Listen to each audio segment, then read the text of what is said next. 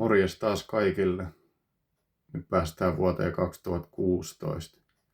Silloin elettiin parisuhteen alkuhuumaa ja arki jopis rullas hyvin ja kävi harrastamassa sählyä. Ja mulla oli hoitosuhde Pori-psykiatria poliklinikalla, missä mä kävin pari kertaa viikossa sairaanhoitajan kanssa juttelemassa.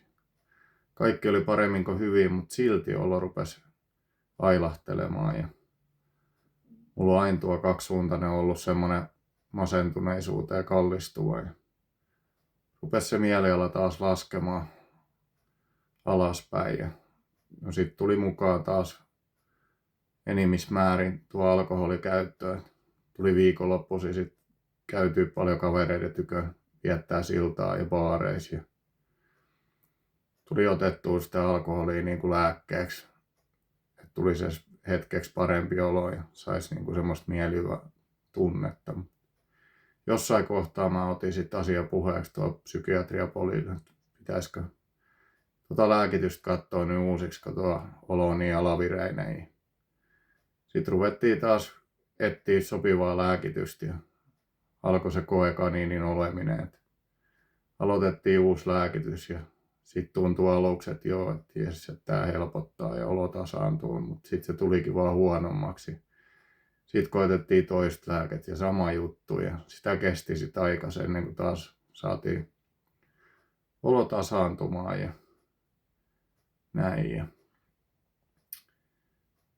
Sitten keväällä muutettiin tyttöystävän kanssa yhteen, hän muutti mun työasumaan ja arki rullasi ihan hienosti, mutta silti se olo vaan niin kuin tuntuu, että se menee siinä alavireisyyteen ja mielellä laski.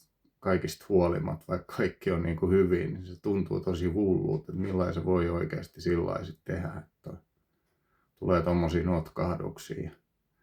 No sitten taas sama laulu, että menojalka rupesi vipattamaan ja alkoholikäyttö lisääntyi ja tuli viikonloppuun hengattua kavereiden kanssa. Alkoi taas se sama ralli. No sitten mä olin taas psykiatriapolille yhteydessä. Taas aloitettiin se uuden lääkkeen etsiminen, että saataisiin sitä oloa tasaantumaan. Taas meni aika ennen kuin löydettiin semmoinen sopiva kompo ja sai olo tasaantumaan. Jopisi rupesi tuntua siltä, että pitäisikö tässä ruveta miettimään niin kuin jotain työkokeilua tai tämmöistä niin kuin eteenpäin menemistä. Mä olin se itse asiassa jo päättänyt silloin, kun mä menin siinä Jopiin ja siellä oli näitä kokoonpanotöitä, mitä tehtiin sitten Heikki Laiho Oy:llä. Että se on semmoinen paikka, mistä mä kysyin sit ensimmäitteeksi sitä työkokeilupaikkaa, kun sen aika on. Mutta sitten ne ohjaajat sieltä toputteli, että juu, että älä pidä nyt mitään kiirettä, että oot ihan rauhassa täällä. Ja että se olo pysyy tasaisen ja arki rullaa, että katsotaan sitä sitten jossain kohtaa.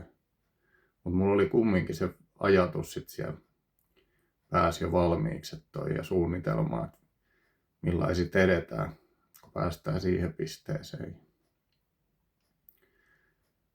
No sitten elokuussa niin meidän ensimmäinen poika ilmoitti tulostaan ja se oli tietysti semmoinen unelmien täyttymys, että koin aina halunnut isäksi ja perheen. Ja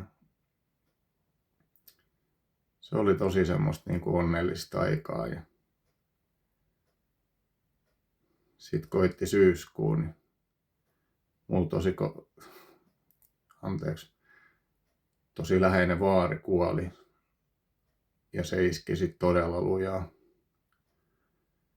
Se niin kuin löi mut aivan täysin maihin ja mä en niin kuin siitä tahtonut päästä millään ylittäjiä. Oltiin ollut tosi läheisiä niin kuin koko elämä. Tuli hautajaiset ja mä olin sitten kantamassa hänen arkkuun ja laskettiin hänet hautaan.